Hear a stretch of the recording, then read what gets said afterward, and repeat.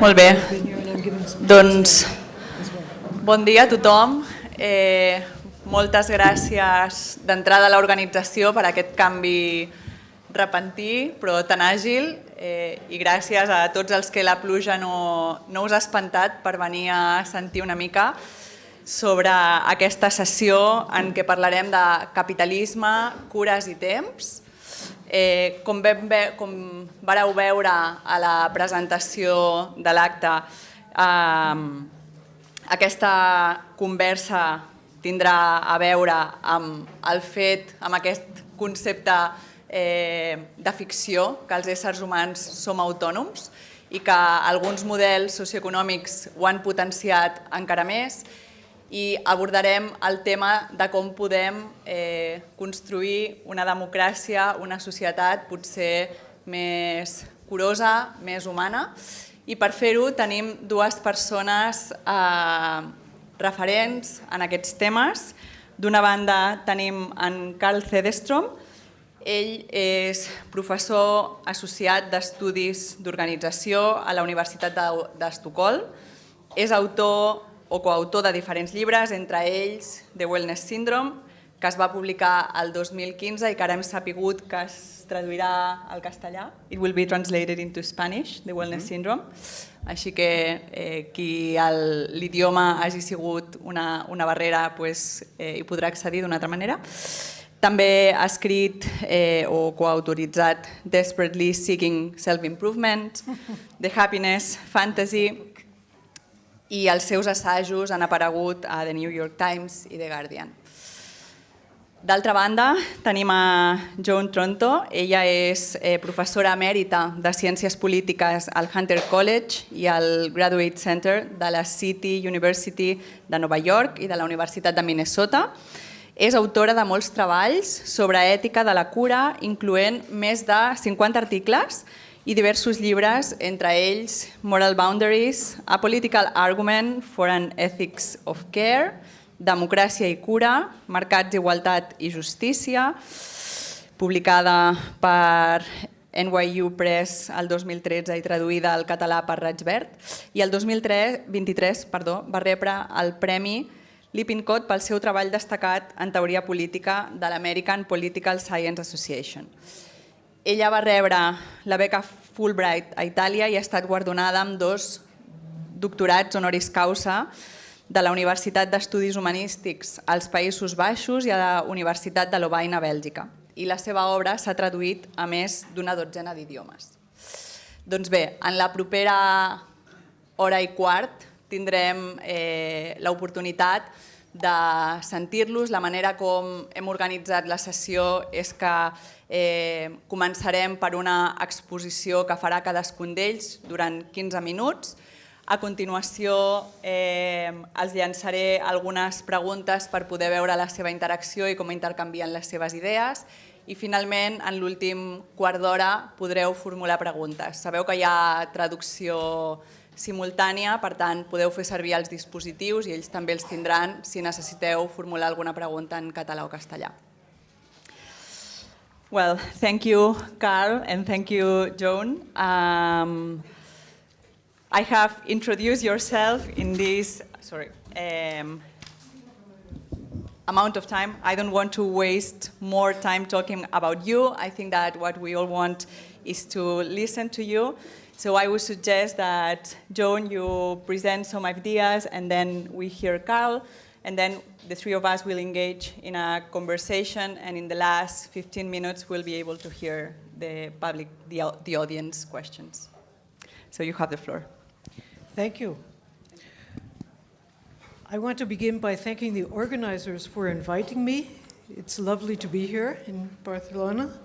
I also want to thank the care workers who make conferences like this possible, the people who do the tech work, the people who put the chairs in the room, the translator, thank you, because we don't usually notice how much work is going on so that we can engage in our thought. The main claim I want to make today is that capitalism, as a way of life, requires that most people allocate their time in a way that makes their caring lives very difficult and ensures that some people receive too much care at the expense of others. What's going to cause change is not caring better for ourselves, but in recognizing how the demand for a more equal distribution of time to care can be the basis for a progressive political change. So first, capitalism is an economic system, but it's not just an economic system. It organizes all the aspects of our lives. It has changed in recent years from a system that relied on the exploitation of labor to produce profit to one which is increasingly, to use the term that gets used, financialized. That is, money is what produces new money, and there's some level at which the work is still important to generate wealth, but most wealth is generated from new wealth. And what that requires, because money doesn't ever need to sleep, is that there is a 24/7 movement of the economy. And it requires that people's time somehow now begin to try to conform to this 24/7 schedule. Now, from the perspective of work time and the money to live on it has become more and more precarious because workers are expensive. And if you can get away with not hiring them for the whole day, but just a few hours, why not do that? Never mind that that means they need 3 jobs in order to put their living together. But from the standpoint of making more money, it's easier. Oh, you need me to stand closer to the mic? You can't hear? Is that better? Está bem? From the perspective of care time is not a category we usually think about, but we should think about it more, because care means more than just physical work. It also means building and sustaining relationships. A nurse who gave medications to a crying patient and ignored the fact that she was crying would not be a good nurse. But to stop and deal with that patient's crying means that you're not on schedule to give the next person their medications. And so this is a very complicated thing that happens with care time. So combine the unpredictability but increasing need for work time with the unpredictability but steady need for care time, and the end result is that people are, for the most part, exhausted by their daily lives. Is there anyone in this room who doesn't feel exhausted by their daily life? It's not our fault, but we blame ourselves. But then the second thing we do is what Carl writes so eloquently and wittily about, self-care. We think that we can solve this problem if somehow we only figure out a way to better take care of ourselves, which, by the way, is really expensive and endures the use of lots and lots of products. Third, here's another dimension of this.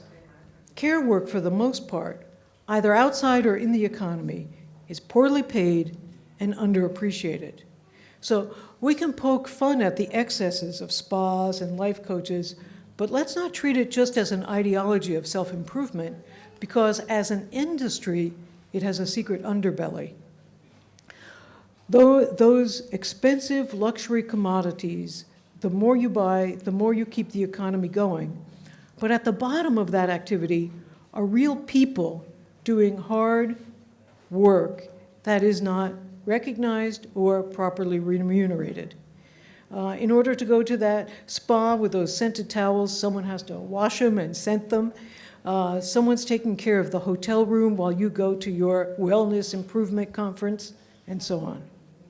And the least well-paid workers everywhere in the world are the people who do this work, who are historically, disproportionately women, people of color, lower class people, people who are marked in their own society by something, ethnicity, caste, language, religion. They're the people who do the dirty work. Now, if I can put this point a little differently, though, notice that what self-care is partly about and what care is largely about is that some people are able to command much more care than they need.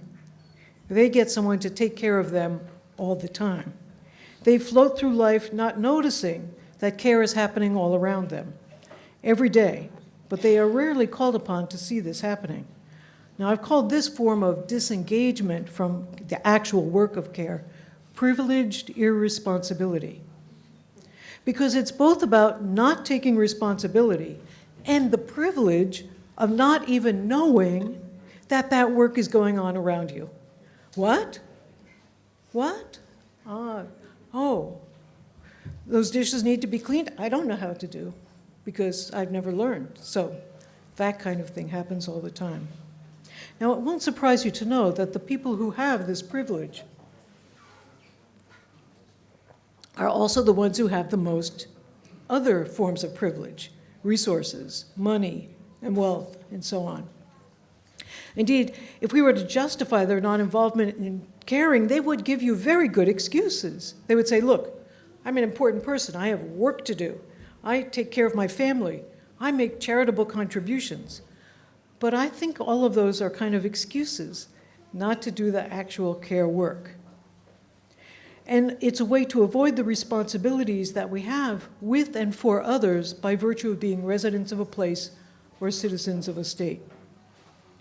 Responsibilities, the word itself, grows out of a response. And insofar as we are connected with each other, we share responsibilities. The only way we can fix this is by thinking democratically about care. That is, everybody has to do their fair share of care work. No one should have the privilege of saying, nah, that's for someone else. And we should all think about how care is involved in our daily lives. I hate to say this, but every one of us, every day, receives care. Most able-bodied adults give a lot of care to themselves. I got dressed this morning by myself. Well, my sisters helped a little. But we get here and we act as if there's no care in the world. But in fact, most of our lives are not spent as able-bodied adults. We are young at the beginning, sometimes we're infirm, and all the time, though, we are receiving care. Children as young as 10 months old will try to pick up a spoon and feed their caregiver. It seems to be hardwired into humans to care. But if democracy is going to mean equal, one of the things we have to equalize is not opportunity or freedom or those kinds of things, but care. So we shouldn't focus so much on the task of producing more so that we can create more, so we can give some more to the less fortunate. Instead, we need to take on the responsibility as a collective, as a way to redefine freedom, as the image of justice, that we care for one another and we care for the planet. Only when we turn our political goals to better allocating care responsibilities will we be able to have care and democracy. A final point. Do I have one last point? Back to the question of happiness, which Carl writes about at length, I want to just refer to John Stuart Mill, who in his, do you remember John Stuart Mill, the great utilitarian? Did anyone have to suffer through the autobiography? Yeah, but at the end, he comes to this really interesting point. He realizes that he's unhappy and that he's been unhappy for a long time. And what makes him happy suddenly is recognizing that helping others is what makes us happy. If you're looking for your own happiness, you're going to be miserable because it comes and goes.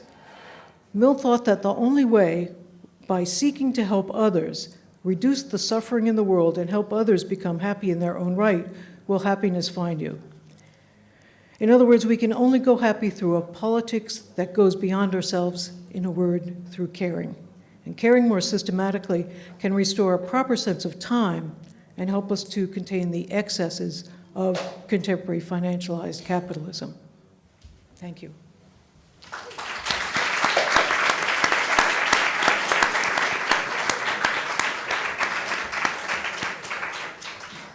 Well, thank you, Joan. I'm sure that the audience will have many questions to engage with you in a few minutes.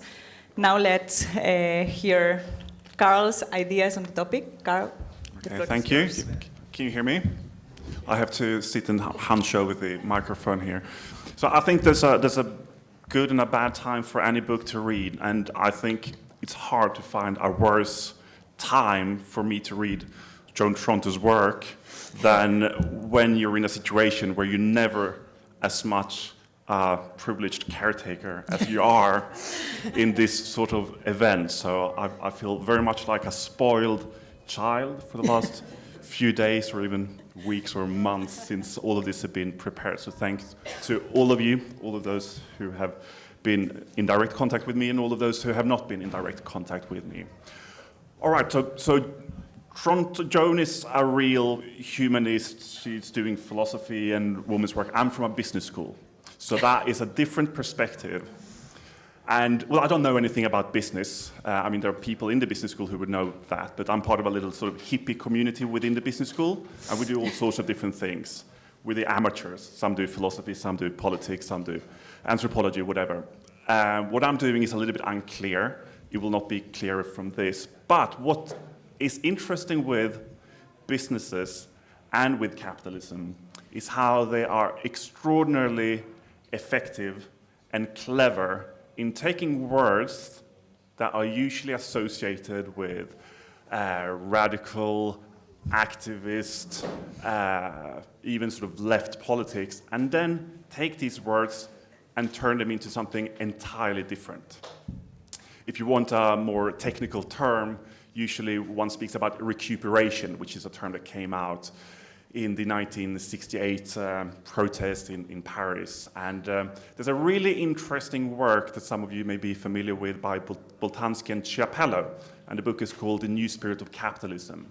And what they speak about is how all of these slogans in the late 1960s that were uttered, as protests by young students were then being used by corporations. And by 1970s, there were 2 articles in Harvard Business Reviews which were all about how they should be able to use that creative energy from these young students and turn them into new forms of corporations. So when I started reading Joan's work about care and democracy and caring democracy, I started to think about George W. Bush, who spoke about a compassionate capitalism. And then I just typed in caring capitalism, and of course, you found companies. One investment hedge fund company called Capital Care, another one called Caring Capital. So, I mean, this almost seemed to be copyright infringements on these different names. And of course, we found the Ben and Jerry ice cream, which were among the most vocal actors or activists during the Occupy movement, if you remember. And also they had developed a program for caring capitalism. And so when I read Joan's work, I think that is a very compelling way of understanding what is wrong with democracy. It is making something very abstract rather concrete, because the failings of democracy could sometimes be quite difficult to see in a visible light. But when you begin to think about democracy and caring to be that similar, you could all of a sudden see when the chairs are not in the room, or or it becomes visible when the ambulance does not show up, and those sorts of things. So I think it's a very clever way of helping us understand what is problematic with democracy. So that is the first point I want to make, is that whenever we think about care and capitalism together, we need to be, I think, attentive to the abilities and power that corporations have in terms of taking these words, whether they would be freedom, love, happiness, or for that matter, care. The second point I want to make is that the title of this talk is Care, Time, and Capitalism. So I want to say something about time. And I'm currently doing some work on the history of the office. And when you look into that, it becomes very clear how it is with the office that we begin to live in that sort of 9 to 5 blocks. So when the 9 to 5 lifestyle is first being used as an expression, it is in 1903, and it comes from Harper's Magazine. And already then, it is seen as a very boring lifestyle. But it emerges in the 20th century as a way of the, big middle classes way of living.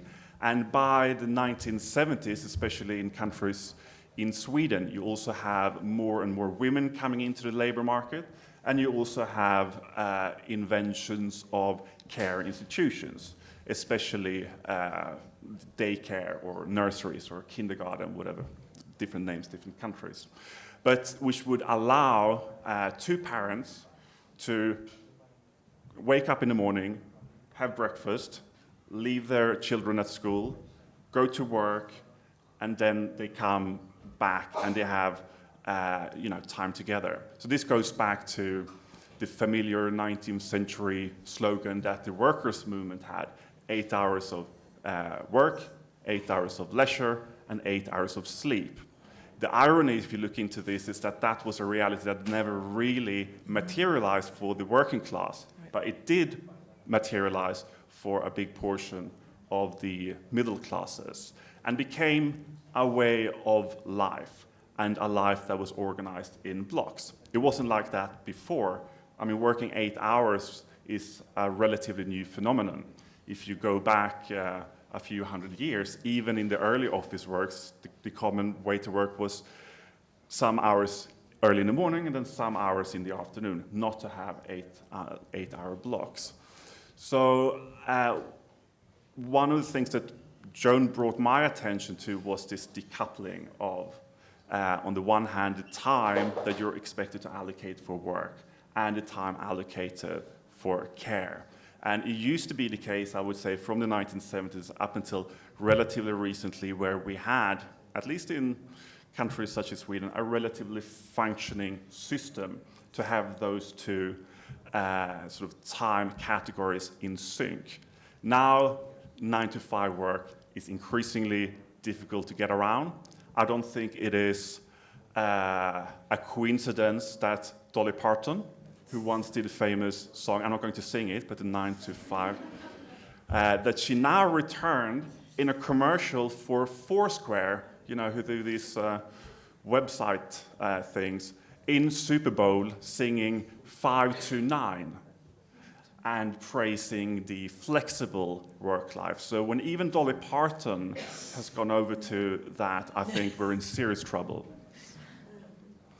So that is the second point I think is important to reflect upon, how the way that we have structured our life, for big parts of society have structured our life, has now gone into something quite different. So we rarely speak about the 9-to-5.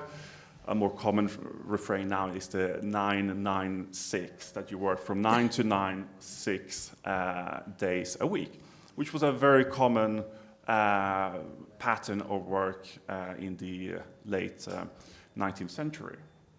So we're sort of coming back to that, and what is that going to make to care? That is one thing.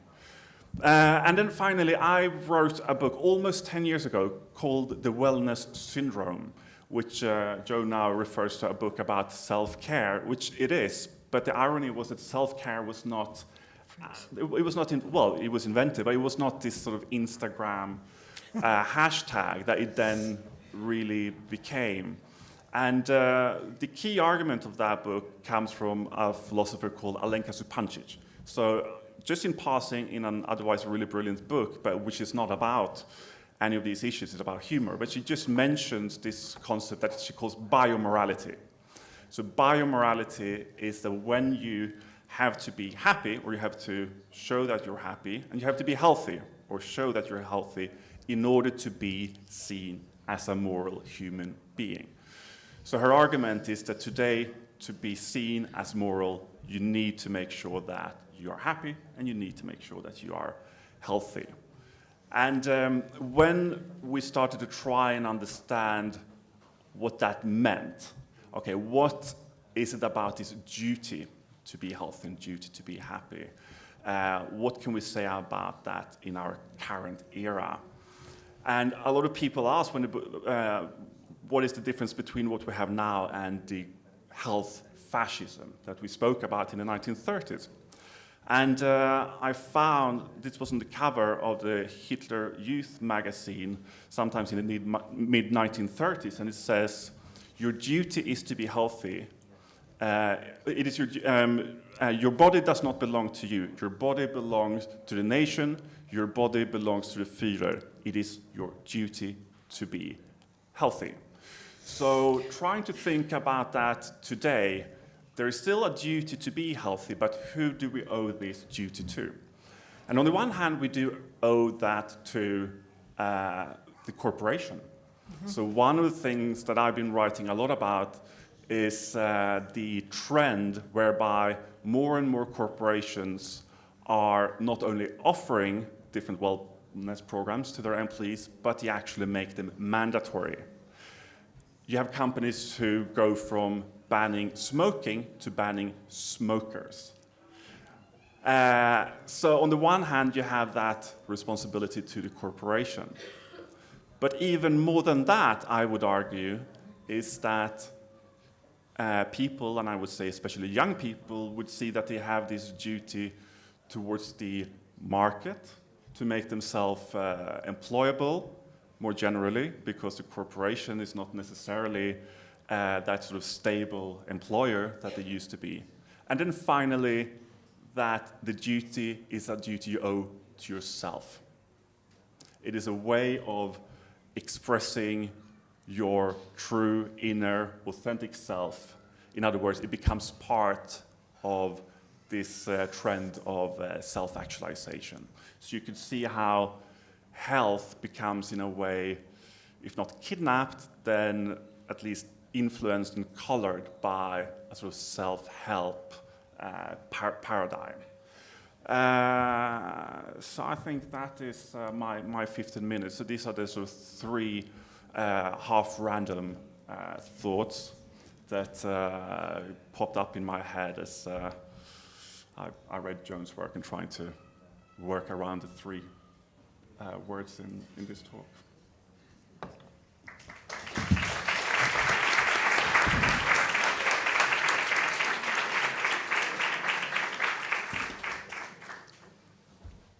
Well, thank you both for these different ideas, to which I hope that we can now engage for a few minutes. And I have some ideas of questions. The first one, so Joan, you've argued that capitalism makes caring lives more difficult and reinforces an unequal distribution of care. And at the same time, Carl, you mentioned how companies co-opt the language of care. We have the Ben & Jerry example, but also others. And they turn it to slogans. How can we, in this landscape, distinguish between genuine care and performative care within capitalist structures? And what do you think that are the key barriers that prevent a genuine integration of care into democratic practices without it being co-opted by the capitalist agendas? Sure.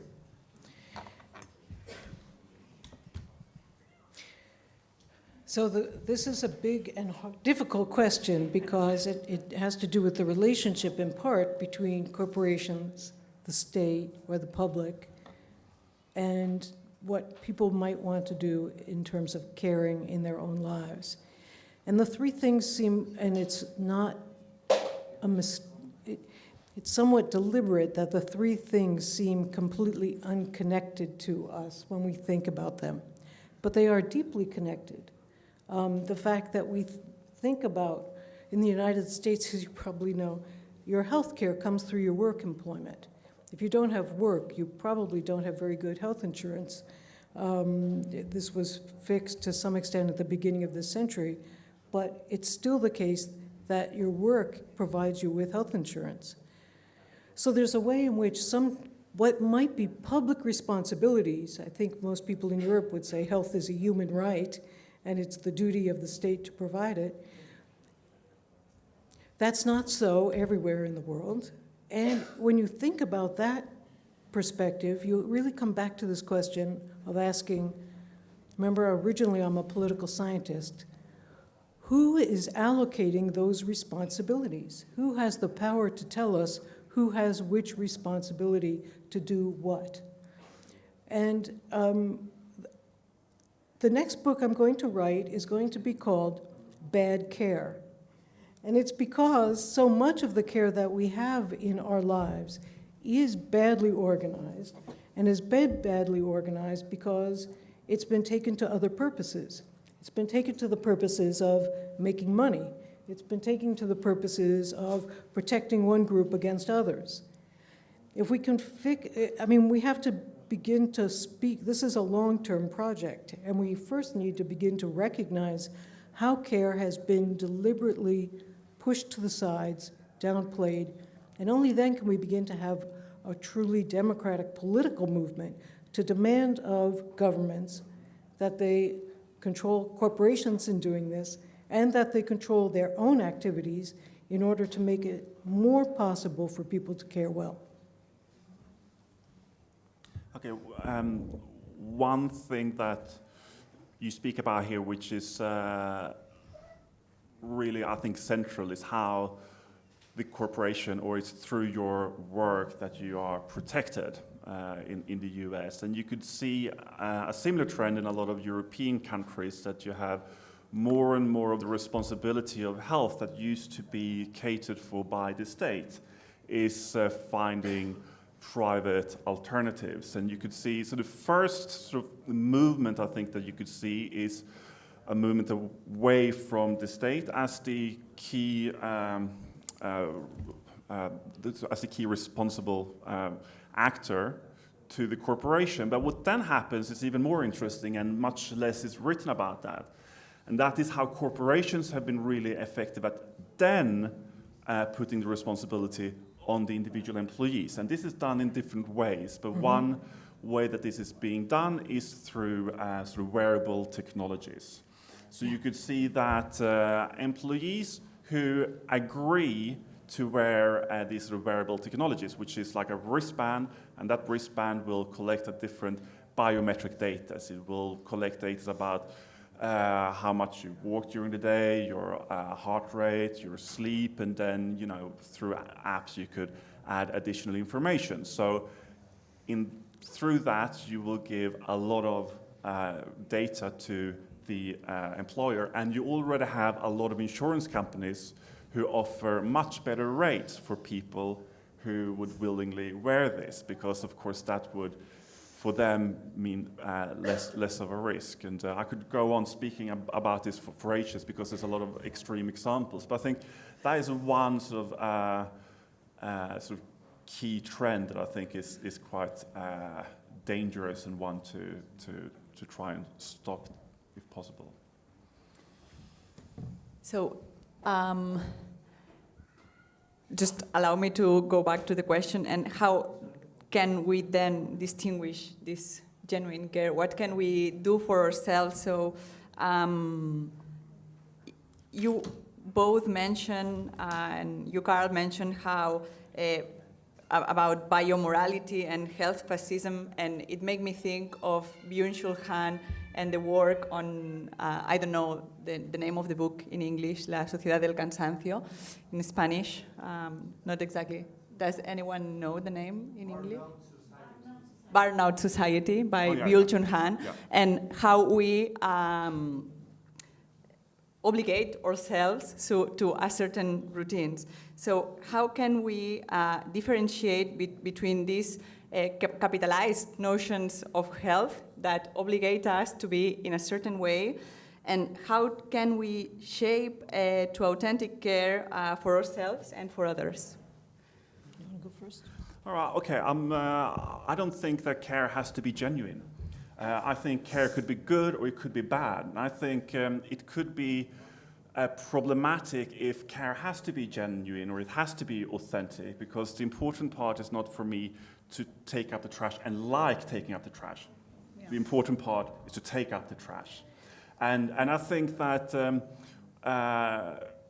you could think about care psychologically and individually, and what that makes to us as human beings, and that's one part. And if you like it, that's great. But the more, I think, important part is that to make sure that it is being done. And I also grew up in Sweden, where a lot of the care facilities are being outsourced to the state.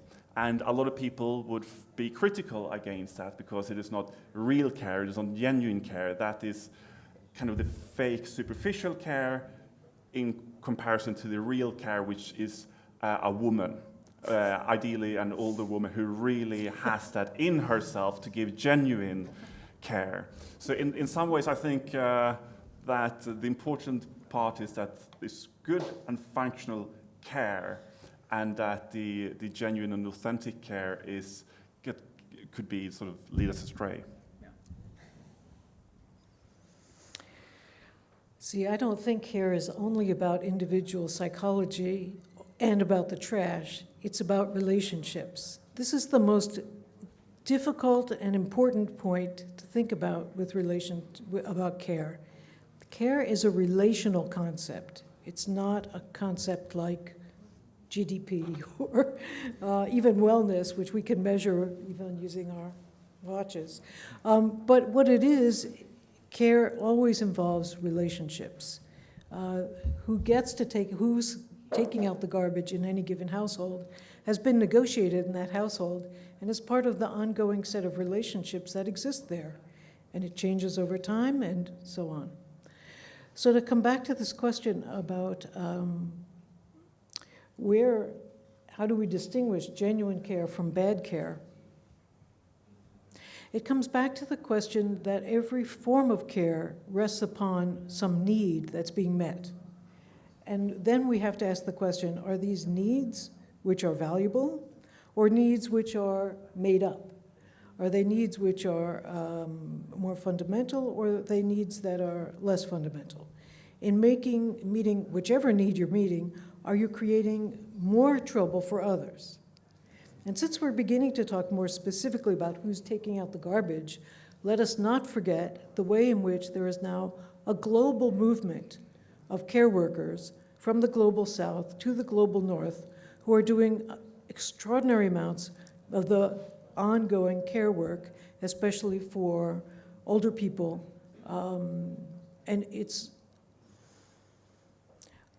Think for a moment about what hiring Philippine workers in the United States, as happens, to be maids and nannies does to not just us, but also not just to the children who think that it's normal to have a nanny, but also to the family of the people in the Philippines who now have to scramble to care for the children of the woman who is now working in Los Angeles. There's an ongoing cycle of care deficits that just keeps getting pushed from one place to another. And this capacity to push the care deficit from one place to another is an extraordinary form of power that we don't usually recognize and talk about as a form of power. But if we did and thought about it politically, we would probably begin to think, maybe we should solve this problem. Wow, that was eye-opening for me, and even though we maybe use different words, but I think that we are on the same idea of genuine care or good care. So I think that when we talk about these care deficits, and Joan, you put the example of how a family use a nanny who is not caring for her family, maybe her normally, because he's caring for someone else's family, and it brings us back to time. So yes. You were stressing earlier the importance of recognizing care time, and Carl, you noted that working hours have shifted to these 9 to 5 to more flexible and unregulated blocks. I think that most of us can relate to that. It probably began with during the pandemic, and now we work at any time from everywhere. And how do you, and in a personal level, so I feel like I have to work, like as a working mom, like I didn't have kids and I have to mothering as I didn't work. So how do you think that these changes in the working schedules impact the ability of balanced care responsibilities, and what can we do to reclaim this care time in these modern capitalist societies? So the struggle for time has always been the most important struggle for workers, or for people who are, in the political economy at the bottom. And we have to organize and begin to demand that there is time to care. So I'll mention a book that was published this year by my colleagues Jennifer Nadelsky and Tom Mallison called Part-Time for All, a Care Manifesto. And they argue everyone should have to care for 30 hours a week, period. Men, women, governors, military people, janitors. Everyone should also only be able to work 30 hours a week. And so instead of the day, they want to think of it as a week, 30-30, equal amounts of care and work. And what this would do is increase the value of care. It would also make it possible for us to reorganize the economy in a way that was more focused on the importance of making sure that care happens. I want to mention one more thing. You used the example of people going to work and dropping their kids off. In the US, it's not organized that way. Childcare or school, the school day goes from about 8 to 3 in the afternoon. And from 3 to 5 to 3 to 6, when parents get home, are the most dangerous hours for teenagers to run amok. What would it take for us to say, you know what? It doesn't make sense to have kids unsupervised running around the streets for hours at a time. Why don't we organize the care schedule and the work schedule so they go together? Why do we still have a summer vacation so kids can go work on the farm when no one goes to work on the farm, right? There are all these kinds of attitudes towards how to organize the school day, the work day, that start from whatever presumptions, usually the needs of the corporation for work, but don't start from the needs of care of the people who are actually engaged in life. If we did that, we would reorganize time significantly. And just raising that question already makes clear what the political agenda might look like, I think. Well, the solution, of course, is the 9 a.m. miracle, which is one of many sort of recent inventions that you could hear about in podcasts and self-help books, that in order to get the right balance into your life again is to wake up at 5 a.m., do your yoga, do your reading, do your baking, and also the caring, and then carry on with the rest of the day as usual.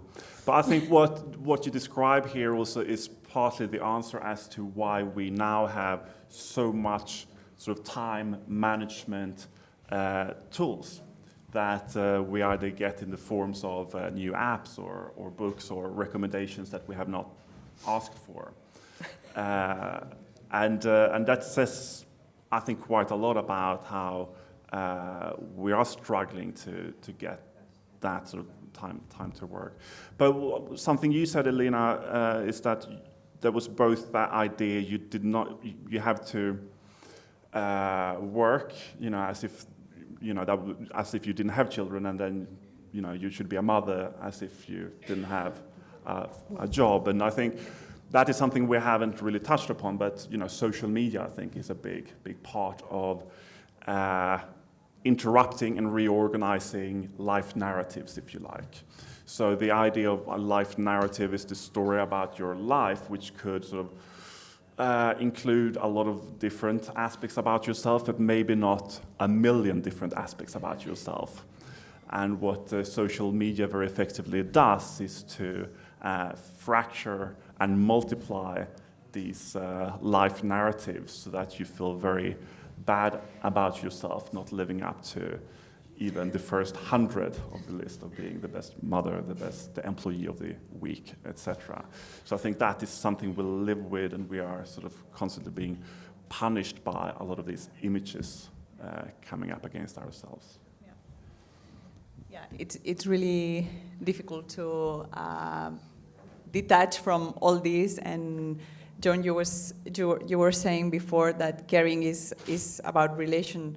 So actually it's how our relations are organized in different contexts. So another idea is the fact that at some point you have suggested, Joan, that care should extend beyond humans to the entire planet. And so I was wondering, given the tendency of capitalism to exploit both human and environmental resources, as you also said, Carl, how can a caring framework help address broader sustainability issues like we are facing nowadays? Well, we just, again, the capacity to recognize that what we as humans on the planet need to do is to take responsibility for the bad care that we've given to the planet over the last several centuries. And if we begin to recognize that, then we have to, part of my original definition of care, which I worked out with my colleague Berenice Fisher back in 1990, was that we have to continue, maintain, and repair the world so we can live in it. We have reached the stage where we have to repair the damage that we've done. And if we begin to recognize that that's really what we need to do, then the agenda becomes kind of clear. Yeah. I don't know. Sounds good. Fantastic. So let's touch upon technologies, social media and wearable devices, and how in this increasingly driven by technology and flexible work, can we reimagine structures that allow time for care for both ourselves and others, and resist these pressures to constant productivity 24/7? Yeah. Do you want to start? Yeah, I mean, also going back to what you spoke about before, all of the people we don't see who migrate from different countries to take care of everything from Filipinian child care givers. What you then often hear, I mean, there has been similar discussions about those who work at Foxconn, the big technology factories, who are paid very, very little and work very, very hard, and then what is going to happen to them, and then the executives at Foxconn say they're going to be replaced by robots.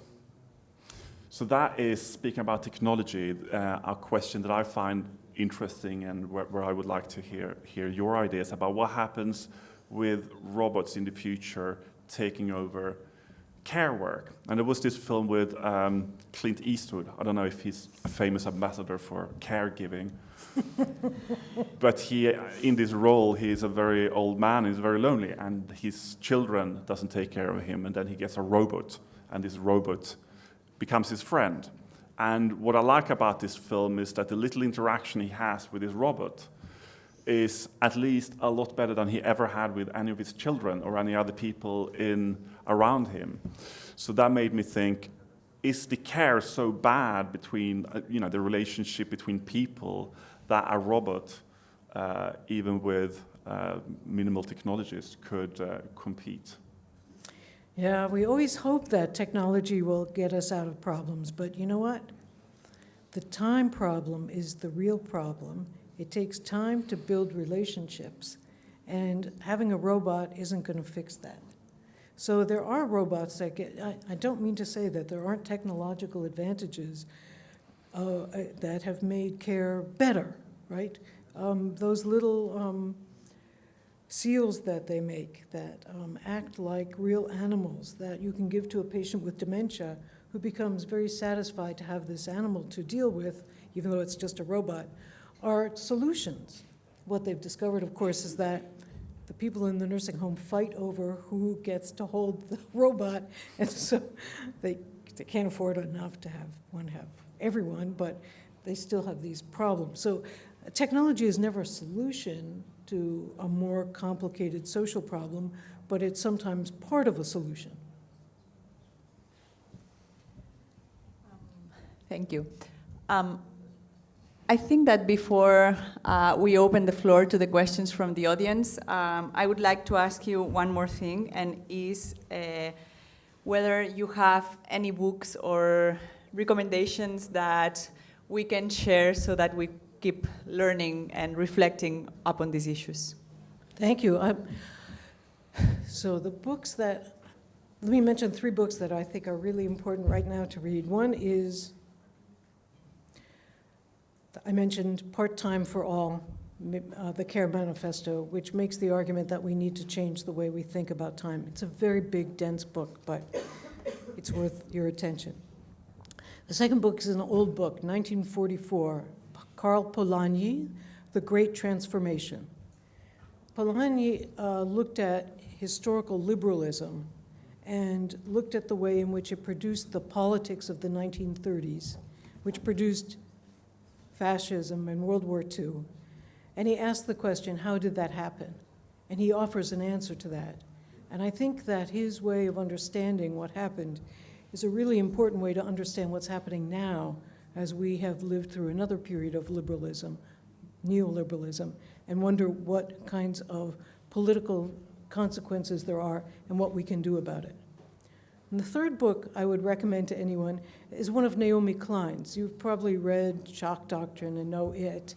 But she also wrote a nice book in 2017 called No Is Not Enough, in which she said, what she did is she went around and interviewed people and asked them the question, okay, if you don't like right-wing politics and the kind of angry tone that there is in politics now, what is it you would actually like to have politics do?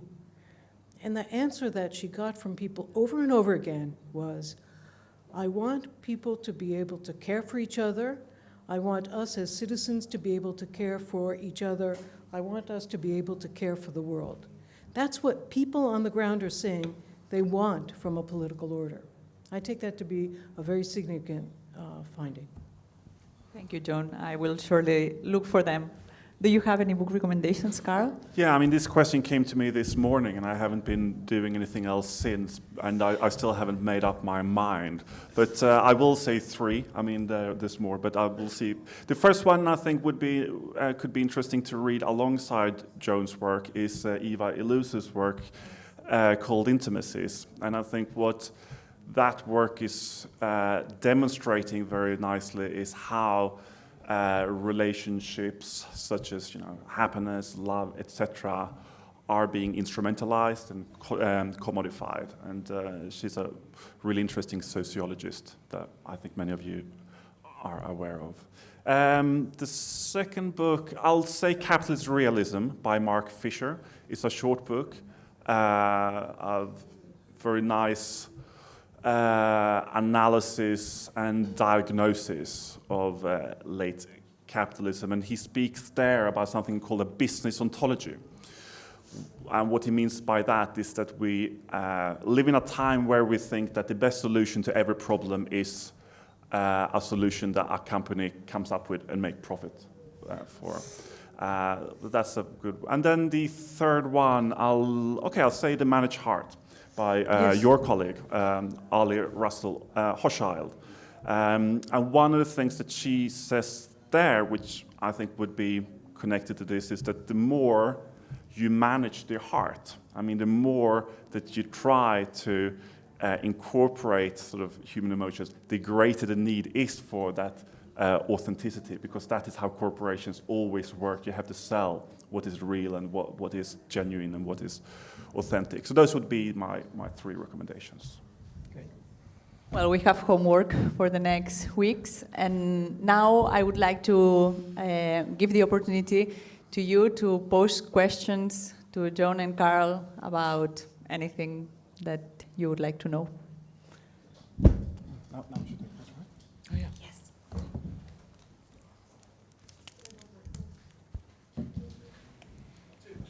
Hi. Yeah, thank you. Thank you, Joan. Thank you, Carl. I'll ask the question in English, if that's okay.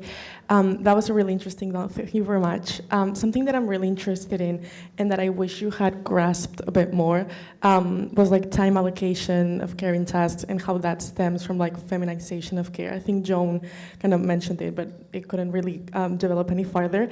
So that's where my question stems from. It's something that has always really interested me, the fact that like ethics of care is often associated to like a feminine morality because women are socialized to be more prone to marry a man and take over those caring tasks, and men are not. So my question is, how do we vindicate for an ethics of care that questions both capitalist and sexist tendencies at the same time, and that it doesn't just sound as like men are trash, go date a woman, think about how your mother would do it. So how can we, or should we, how do we make the ethics of care something that is understood beyond just a gender issue and that doesn't sometimes reproduce those same gender social norms? Thank you very much. That's it. Oh, I don't need that to answer. You can answer, and then we'll move to the next one.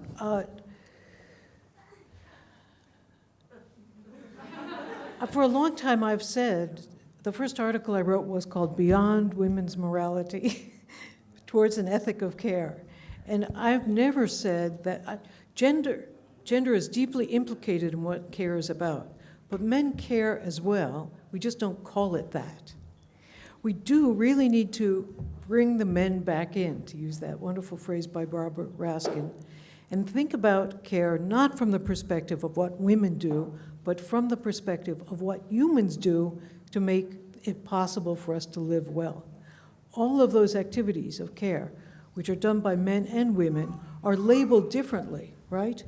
And part of the way that men have gotten away with not doing women's work is because to do women's work is to drop down in status and to have cooties and to do things that are dirty, right? But we need to really rethink what we mean by those gender roles. And it's just part of the process. It's part of this big project to do, right? Yeah. But thinking that care is only about emotions rather than also about physical work is a wrong direction to take. I guess we can say that as much. Thank you. Well, thank you. I'd like to ask Professor Tronto regarding her early studies in Hobbes, Smith, Weber, yeah, and, okay, and the foundations of political rationality and the social contract. I don't know if some of the problems that you've stated here today is that we're asking capitalism and the social contract as well care, but capitalism only promises us protection. That's very clear in Hobbes, for instance, not so clear in Locke or maybe Rousseau. So maybe the problem is that the foundations of our society, which are the foundations of political rationalism and the social contract, which leads to political liberalism, which leads, as it turned to capitalism, is that the foundations of our society were based on the concept of protection, not the subsequent concept of care. So I know the question asks for and demands a seminar, not a talk like this. But maybe the problem is that we're asking our system something that it didn't promise us. You're right. It is something that our system didn't promise us because Hobbes is partly wrong. Yeah. Remember I said I'm going to write a book about bad care? Bad care form number 2 is what I call, following Judith's theme, the protection racket. Whenever you start talking about protection, you've put yourself in a place where some people deserve care and some people, the ones you have to be protected from, don't deserve care. There are ways to break out of it by making sure that everybody is safe enough that there isn't a threat from them. But to do that, we have to really rethink from the ground up the relation between care and protection. So thank you for this question. Because the second part of my question, sorry, I'm going to be very brief, is that in what sense can we speak in modern terms of a social contract anymore? Yeah, forgive us, a little political theory talk. I don't like the social theory.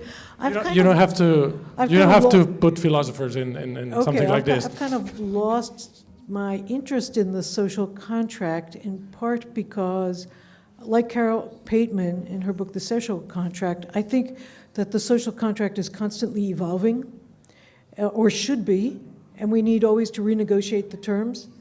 And at that rate, although the phrase social contract still has resonance, it doesn't make much sense to use that language. So that's my short answer to, we could spend 2 hours talking about that, but we'll do that. Okay.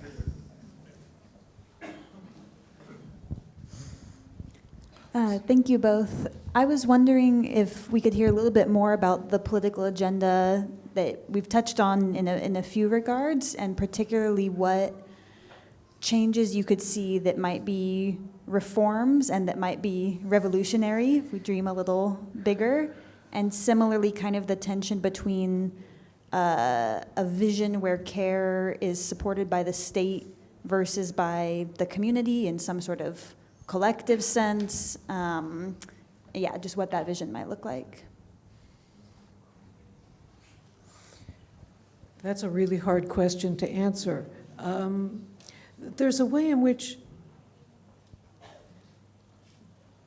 what has happened to us as citizens is that we have become extremely passive in our public roles as citizens. We've abdicated our responsibilities as citizens. If we vote, we cast a ballot for candidates who probably don't reflect our views, but we're finding the worst of the alternatives. But what we don't do is engage publicly in ongoing discussions about these kinds of issues and questions. So what do you do instead? Well, social movements are one way that change happens by forcing the issue. Another way is by, in our daily lives, everywhere, begin to call these questions into question, and to begin to challenge the way that we organize our daily lives. I mean, it really is. The thing that I find so useful about care as a political concept, although it's also the thing that makes it infuriating as a political concept, is that it's very close to us. On a daily basis, we know what we do. And we have to ask the questions, is that appropriate? And under what conditions is it and what conditions not? But here's the big, hard question. When we make that decision, we can't talk just to ourselves. And we can't talk just to the people right around us. And then who do we talk to? And it's only when we create democratic systems that allow everybody to have voice about what care matters, who should be caring for whom, who should bear which burdens, that we will actually be able to solve these problems. So we have to fight for democracy, more democracy, at the same time we fight for more care. They, in my mind, go together. Well, I think one of the revolutions we've seen over the last 30 years or so is the money that was once in the hand of the state to deliver different care services have now increasingly been taken over by private actors. And I don't know if you use that term here as well, that you have these welfare oligarchs. In other words, people who have made billions out of taking money from the welfare system to then offer new forms of caring solutions, often in the form of an app. So one very well-known example from Sweden, where I live, is apps that you call into and you have this sort of video conference call with a doctor, and for every call you make, they get money from the state to do that. But then, of course, they only take the kind of appointments that are easy to do and easy to do in a limited time span. And what then happens with all of those who would need care that takes longer time and that cannot be measured in the same way, that falls back to the state, that would then not have the money. So I think that is a big, actually, economic revolution that has been taking place. That's what I could think of. That's question for Carl and for you also. If during the 20th century we pressured and pushed all our efforts to build a great curriculum, or great curricular, surrounded by hard skills, and actually in 21st century we are building a big curriculum in our life space, our leisure time, to pushing all the limits and goals and challenges, like going to reach the Everest as a touristic attraction. Where's the real space of health that we have to build and developed in our society? Because it seems there's no more space to build this other humanism and real space of care, to deliberate in a criticism and a humanism vision. Where is that? Yeah, please. No. Okay. Well, so just so I understand, we used to have a huge curriculum related to our jobs, different skills that we developed, and now we have developed a lot of skills related to what we do outside of work. And the question is, where is that space of real health? No? Well, the space of real health, God knows. I have no idea. I mean, my take on that, and so when I've been writing about health and happiness, I think it's interesting to look at these concepts historically, because what you begin to understand quite quickly is that they could really mean everything and nothing, and especially how they have changed over time. I mean, how health and happiness have had quite distinct and particular meanings in different eras. I mean, an example when it comes to happiness, for example, is that in ancient Greece, happiness, first of all, is something that human beings cannot achieve because it's the reserve of the gods. But the closest you could come to a space of happiness would be vita contemplativa, or so you live a life of thinking. So if the question is a space of real health, I mean, I would probably be a little bit drawn towards that idea of thinking. But I think when you begin to think about health and happiness in that way, you also understand that these are also moral categories that each and every time period have launched their own idea of what happiness is and what health is, as a sort of moral template, or a template for the moral life. And I think that is what we have today, again, that the good life is the healthy life that ideally starts at 5 a.m. with these different routines, and you should make a career, you should have children, you should have all of these other things. And of course, you should work on your happiness, you should be positive, you should think that anything is possible, etc., etc. And all of those things sound so natural to us now, but you only need to backtrack a few hundred years, and the idea that pursuing happiness as an individual goal was, that was blasphemous. That was not what you were expected to do. I mean, these ideas come with the Enlightenment. And there's a great history of the history of happiness written by Darren McMahon, an American historian, US historian, and he also makes that reflection that it is in the Enlightenment that is the first time that we begin to feel miserable about not being happy. That never happened before. So this was a very long and roundabout answer to your question where that space of health is. I guess that space could be anything, but I think it's good to remind yourself that that space is almost always sort of ideologically shaped as well, and then you could choose whether you want to plunge into it or resist it. So I think that we have time for one last question.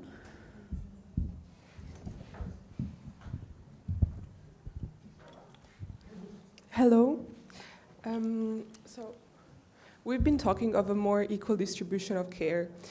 And I wonder sometimes, how does that look like? And I wanted to make an example because, for instance, I'm a young researcher and I work in an office. And when I go to this office, the office has been prepared for me by somebody, probably a racialized woman, and that happens also after I finish working. And And this thing is based on a specific division of labor, and I wonder sometimes if what we should aim for is to get rid of that specific division of labor, or if we should think of, okay, this person should be paid more. It's like, what is that we should aim for to have a more equal distribution of care in that specific setting, for instance?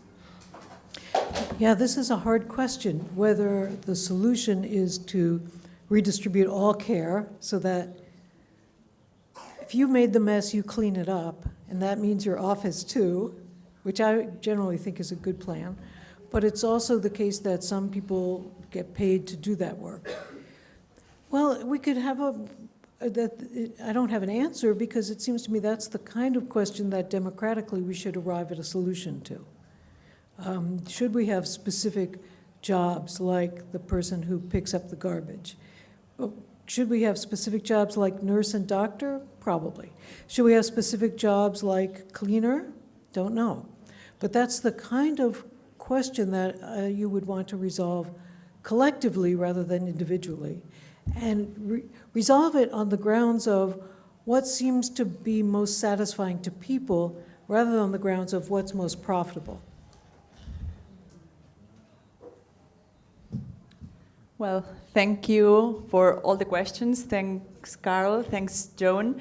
I really hope that we go back home with a lot of food for thought on at least my personal take of this session, among many others, was like, how can I, in relation to others, be more responsible for the care that we can do for one another, and only retake this space, I think, that is revolutionary, as someone mentioned, and can help us in a certain way to balance work and time and care.